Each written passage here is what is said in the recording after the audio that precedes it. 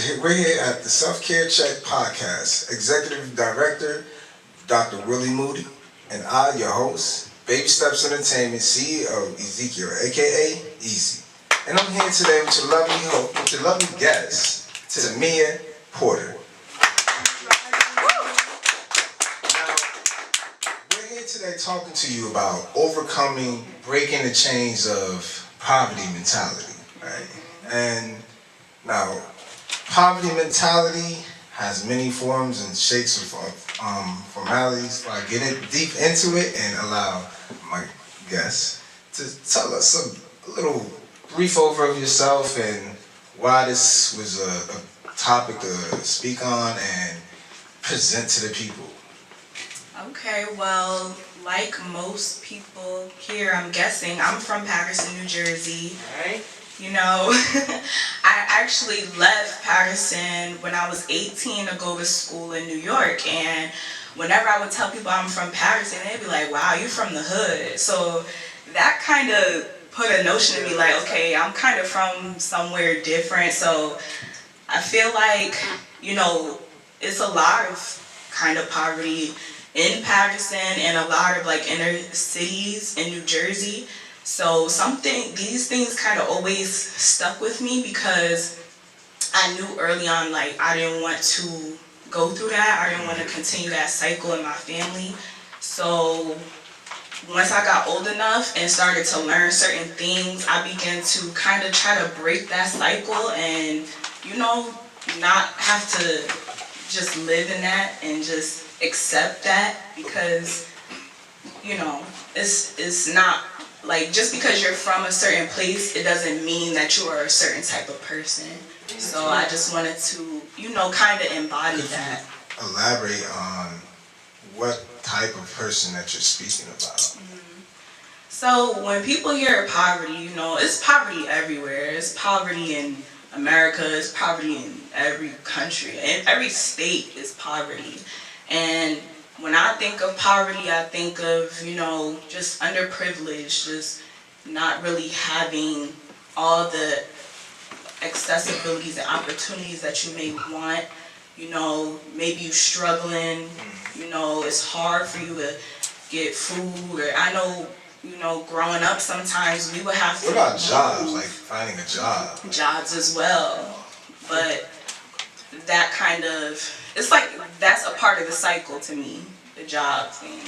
But some people, not only they struggle from the aspect of getting a job, I would say, per se, like having the drive in themselves to even want to get a job. Like, right. That's still, I would say that's somewhat, actually for you somewhat, it falls within that category of poverty mentality. Because if you don't have it in you to want to get something, then you're not going to get out of it, right?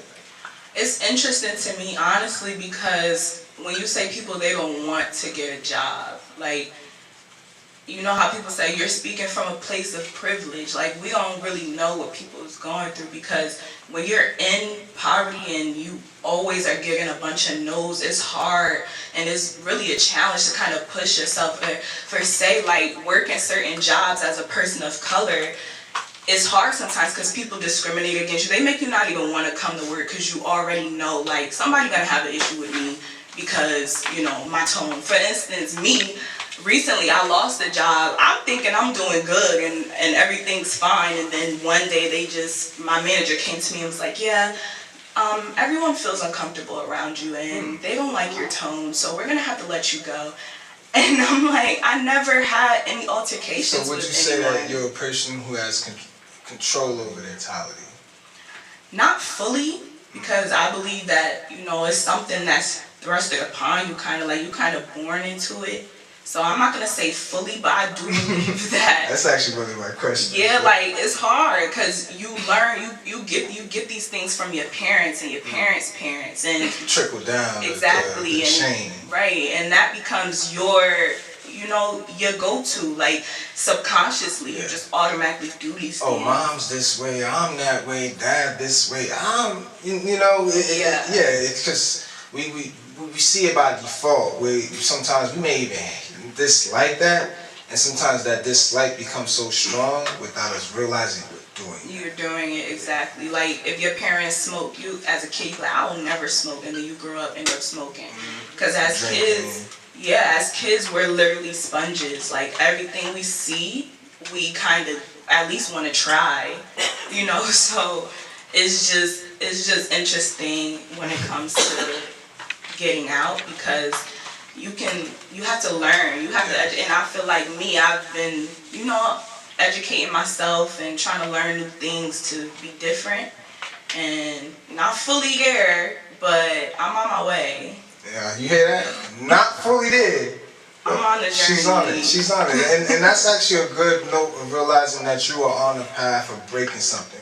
Yeah. When you start taking the actual, not just the initiative in your mind to say, you know what, I want to do this, I want to do this. You write it down, and then after writing it down, you're applying. In our previous conversation, we had to talk about people being born into it, as you said, being born into poverty, this mindset. Like, could you explain a little more? Just like how you're born into poverty, like your mindset, you're gonna be born in, I'm not gonna say everybody, I can't speak for everybody, because some people is born into it, but it's just different, like they're born different, but a lot of people, it comes to you. I actually was reading this article that spoke on how trauma can transfer into your kids, and exactly what I was saying. How basically trauma can transfer into your kids. And they did a study back when 9/11 happened, and it was a bunch of women who were pregnant, and they tested them, and they suffered from PTSD. So that made them have low cortisol levels. And that was from 9/11. Yeah, that made them have low cortisol levels, which is a hormone that your adrenaline, Was that from creates. depression or like? It was from just experiencing that. It's scary. So, you have PTSD, you scared to go in another building or whatever the case is. Right. But they tested their babies, and the baby's saliva ended up testing low in cortisol, just like the mom. So literally science is explaining that these things happen. And so basically our imbalances in life are triggered based upon our mindset, you're saying? I'm saying it's based upon your family. Like, you can't, the whole thing. If your mom is stressed while you're in her belly, you're gonna come out stressed, basically. If your family is born into poverty, you're gonna be born into poverty. You didn't ask. But some people can change that. You can, yeah, you definitely can, but you still born into it. You gotta change it because you was born into it. Yes, we do. I have a question for you. We're going to just jumping back a little bit. When they said that you were making people feel uncomfortable at the job, did they give you actual reasoning for this? They said my tone. I don't know if they can hear me. They said my tone, and I wasn't upbeat enough. And then they brought up me being a woman of color. That's what my manager told me. She said, as a woman of color, basically, like, they don't have no time for you. Like, we don't have time to teach you how to speak to people. And I'm like, I already know how to speak to people. Like, this is news. I thought I was cool with everybody, but clearly that wasn't the case. And stuff like that can make you not even want to work, because you're like, I don't even know how to be. Like, I thought I was doing good, and I got fired still. I could see if I was doing something, I'd be like, okay, I know I got fired because of that. But as a person, if you don't know how to be at work, then it make you not want to go, because you're like, I'm going to waste my time. Like, anybody will easily just give up. I'm going to waste my time. Well, I'm going to go through the interview, do this and that, when I know they not feeling me. What field do you work at? At the time, I was a receptionist at a waxing center. I'm not going to say the exact name, but yeah, it's only a few waxing centers out here. Wow! A lot of those, right? Don't put them on blast. Is there anyone else? Yes. I want to go back, and I want to look at the fact when you opened up talking about you live in Paterson, and people are like, oh, there's poverty there. It's like a stigmatized before you even start. And you talked about cycles and generations. And I believe that when people go through depression, that can give them a poverty mindset because they're not having the basic survival tools. So they start, sometimes that takes people down a path of feeling just lost as it pertains to having those natural resources to live by, and they feel they don't deserve it, which it can come generationally and it can come from environment, the environment you in. So, but I also believe that the mindset comes first, right? From the situation you encounter or the family you may have come up in. And then it becomes a lifestyle, and it reverses. Once you get that new mindset, you get that new lifestyle. Because you can have somebody that have millions and millions of dollars and be in poverty as it pertains to not money but something else, right? So I believe it starts with the mind first, but we don't have to stay there. And I can contest to that in the sense of having a mindset and being a person of a generation of wealth. Not saying I am necessarily, but I have seen situations where it'll start with one person, right? They'll start the generational wealth off, passive income, everything. Then they'll have a child. They'll teach that child everything that they've learned, everything from where they're from, and make sure that that child doesn't stray away and falter from this path of generational wealth, spiritual wealth, health, and all that. Everything that makes you feel good and uplifted and not into that poverty mindset. Now the next generation, after that second, that's the one that's not going to be successful. Because some of the teachings in which from the first generation to the second, it's missed. Somebody didn't fully give detail. I feel Might like not it's about be teaching. successful. It's Might, about yes. teaching, like you said. And we can't really speak for everybody because everybody's different. Sometimes, you know how it's always that one child that's different from the rest. Like, you know, so everybody's different. But again, like you said, it's a cycle. So you have this, you're in, let's first say, okay, we could take away the poverty, but you have this negative mindset and you lose your millions. Now you depressed again because you back at square one, and now you in poverty again, but now you depressed again because you in poverty, and the cycle just continues. But like she said, right? But like she said, it's the mindset and learning. But we don't. Yeah, I also want to jump back. You pointed out something that from 9/11, when they tested these mothers, and they had found that they had been traumatized, and that trauma had been passed on to their children. As I hear you say that, are there any studies that also point out our communities, predominantly black and brown communities, the trauma that exists there? Are there test those mothers and test those children? They need to, if they haven't already, because that will prove right there. And I think they are doing studies in regards to reparations on why we should receive them because of. I've read studies like in the past. I can't like source one exactly right now, but I have read a couple of studies where they did study, you know, our ancestral background and the fact that slavery still does impact us today, even though people don't always want to admit to that. This is why when we go to the doctor's office, Hector acknowledged my hand, that's why I spoke out. This is why when we go to the doctor's office or many places, we always have to fill out the race, what group you came from. And they're looking at our report and all the questions we fill out, and a lot of times immediately they stigmatize you as poverty, and this is why you're sick. Yes. You have this disease because of where you came from, who your mama was, who your daddy was, and it goes on and on. It happens when you go to school. You got to fill that little stuff out. That's a survey. Yeah. That's what they're doing when they do that, but not to the white people. And I'm not being prejudiced now. I'm keeping it real. They don't do that to them. And it started back in colonies where they set us up to fail and be a people of poverty. in which we are not poverty people.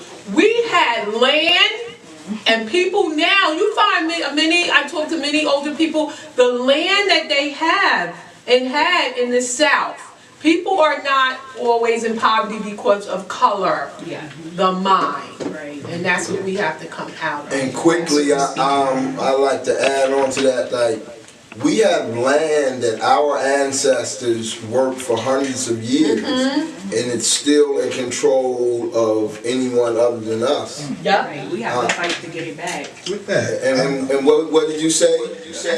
I said we have to fight to get it back. I know my family, specifically my mother's father, has land in North Carolina, and it was given to, you know, his mother's mother, and we know this, but we have to literally go down there and tell them, like, this is our family, and we have to fight for it, because it's people already living, somebody already has it. Big people is living on the land, they plan on building more, and if we were to go, I believe they will try to stop us from getting the land, because they want them to have it and not us, even though it's ours. with that in consideration, as far as that information, as a person of today's lifestyle, what is it that you feel that is a challenge of today's world?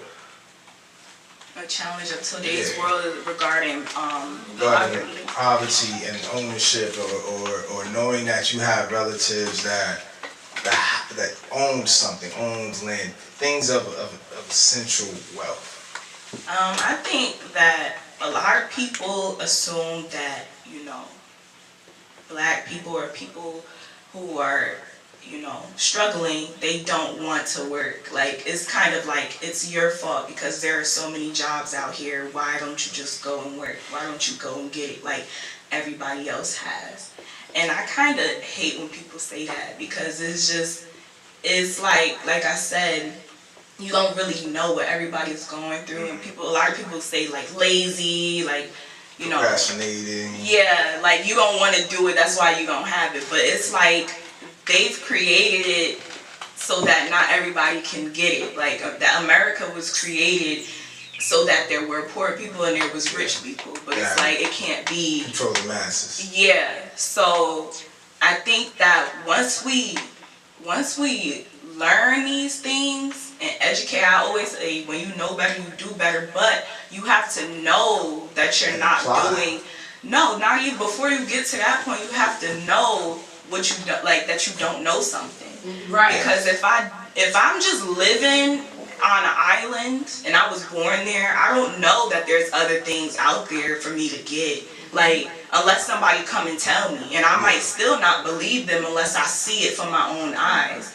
So it's like, we have to have these conversations for other people and tell everybody so that people can, like, it can click and it can kind of shift their paradigm from what they're used to knowing. Because if you don't know that you have to know, how you can't even get to the point of doing, because you don't know that you don't know. So if that makes sense, Yes, that makes sense. you have to have these conversations so that you can like spark that in people, so that they can then go on and do their research, and then also put the research out there, because a lot of people, when they learn things, they just keep it to themselves. All right, so we're gonna take it to the audience on that one. So to know better is to do better. And speaking on poverty mentality, and off of what Tamia just said, can anyone please give a little more in-depthness of that understanding? Well, I have a thought like this. Did I miss your hand? I'm sorry, I missed your hand. We could go to him next. But I have a thought like this. It's like blaming a chicken for not being able to fly just because it got wings. You know, so just because you have people in a certain situation does not mean that they're going to prosper in that situation. And to create the fallacy that they're all the jobs, the problem with our neighborhood is everyone else is working in our neighborhood and we're going outside of our neighborhood to work. You know, they call some of our neighborhoods, I don't know if y'all heard of this phrase before, but they call them food deserts. You You know, like after 7 or 8 o'clock, there's no food. You know, can't go out and get none. and with us, our money circulates in the black community after you get paid for 6 hours. 6 hours and then it's gone. Bad. You got the Asians, their money circulates for like 13 days. The whites, their money circulates for like 10 days. The Jewish community is 18. Yeah, the Jewish community. But what they're not telling us is that when we had our own communities, money circulated for a year or more before it left our neighborhoods. That's why they had to destroy our neighborhoods, because we were holding on to our money. Right, Wall Street. And that's why I believe, sorry, is Mark going next? Yes. I can wait. I can wait. Go ahead, Mark. I was brought up in a situation, I'm from Newark. At one time, 40, 50 years ago, Newark was the #1 worst place to live. So like you said, oh, you from Paterson? I'm in college, and I tell my professor I'm from Newark. No, he said, nothing good comes from Newark. So I understand that. I was very upset. How that makes you feel? I knew you get, yeah, because you should take pride in where you come from. It ain't your fault that it's a bad place, but you don't have to project and be bad because you're from there. That's my thing. You can I'm ride from there. Patterson, but we in That's my thing. You can I'm ride from there. Patterson, but we in the should be same proud. place right now. And one thing about me, I always represented where I came. I don't care what You anybody should be proud. negative they have to say, because I know I'm gonna make you look at Patterson differently. After you meet me, you're gonna be like, right. okay, like And guess what? I Patterson. earned that professor's respect by the end of the year. Yeah. Yes, I it was from Alexander Hamilton Projects, and a lot of people be like, you don't seem like somebody that's from the projects. I get You that don't a lot too. Walk around with your pants sagging, or it's a choice. It's That's a lifestyle, stereotype. You know? Like, nah, Yeah. I'm me. I get that too. People be like, oh, like I'm from the Alabama Projects. Yeah. Originally. I don't know if y'all know about that, but World. I tell people that and they be like, what? You don't look like, what does a person from the projects look like? Please. That's a stereotype people would expect me. They like, well, they look a little rough And around that's the a form of edges. poverty mentality too. 'Cause Right. Being from the projects, Don't you know, judge, you don't know. Hey, I know a lot of Survival mathematicians, a lot of. It's a lot of it's great a things lot. that came from Paterson. That's why I always have pride in where we come from. You should. As always. So, as our closing, Tamia, what is it that you can leave as words of encouragement for those seeking to get out of poverty mentality? And also, I do know that you have a song that you would like to perform for the after social. Oh, yeah. And as you give us that remark of expressing for poverty mentality, could you also inform us on what inspired you to even be able to sing or do what it is that you do? Okay, so words of encouragement for poverty mentality, or I feel like the audience member said, she said, it starts with your mindset, you know, just keeping that, just knowing that you can really create the life that you want to live. Yes. To a certain Yes. extent, There you go. you really can. Create it. You literally can, like, everything is really in your mind. And Choose. right, and sometimes we, you know, we want to be sad and we want to be depressed. Okay, feel that way. Feel your feelings, but not for too long, you Gotta know. feel right. the same. Not for too long. Create the life that you want to live. If you want to do something, just, you know, think about it, manifest it, and do a lot of research. I don't know, people don't like TikTok, but I really like TikTok because TikTok has taught me so many things, especially when it comes to things like this. It's honestly surprising because you wouldn't expect it from the app, but there's so many different types of people up there and so many people that share their knowledge for free, real estate investors, just things like that. And I also feel like you don't always need like to go and work for somebody else. You can work for yourself. Anything that you want to do, you can create a business in that and create generational wealth for you and your family for the rest of your generations to come. So it doesn't just, you know, it's not, they didn't teach us that at all. They taught us go to college, get you a job, but in today's society, you could do do whatever you want to do. Like, and I love that because it's really breaking away from the stuff that we was, you know, that kind of held us back for all this time. Like, now we're able to share, knowledge, we're able to learn so many things. Yeah. So I always say that when you learn something, you don't know where you're going, look it up. Like, read books. Like, there's so many books on things like that. I like to watch YouTube videos about changing your paradigm. It's this guy, I forget his name, but if you search changing your paradigm, all his stuff will come up. But after I read that, like, I really felt like my life changed because he put it in your hands. It's not like you have to wait for things to come to you. You can do these things.